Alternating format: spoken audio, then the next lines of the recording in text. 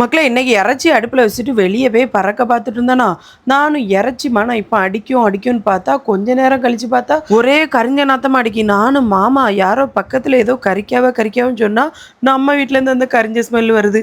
ஐயோ என் இறைச்சி போச்சேன்னு சொல்லிட்டு அந்த கரிஞ்ச இறைச்சியெல்லாம் தூக்கி எடுத்து தூர போட்டுட்டு இதை எப்படி சரி பண்ணதுக்கு இப்போ தான் சோடா உப்பு உப்பு விம்ஜெல்லாம் போட்டு தீயில காட்டினா பேரும் அப்படின்லாம் சொல்லுவாங்களா. அதில் சரி குக்கரில் கொஞ்சம் தண்ணியை ஊற்றினேன், அதில் கொஞ்சோல சோடா உப்பு அப்புறமா கொஞ்சம் உப்பு கொஞ்சம் விம்பார் எல்லாம் போட்டு இந்த பாயசம் காய்க்கிற மாதிரி ஒரே கலக்குன்னு கலக்குனேன் மக்களே.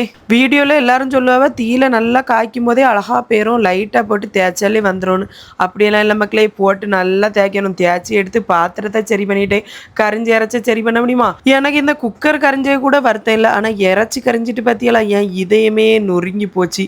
அழகா இன்னைக்கு சாம்பார்லாம் வச்சுருக்கேண்ணா, இதை 65 மாதிரி பொறிச்சு சூப்பராக சாப்பிட்லான்னு சொல்லிட்டு நம்ம கனவு கண்டா கரிஞ்சு போச்சு மக்களே, என்ன செய்யறதுக்கு.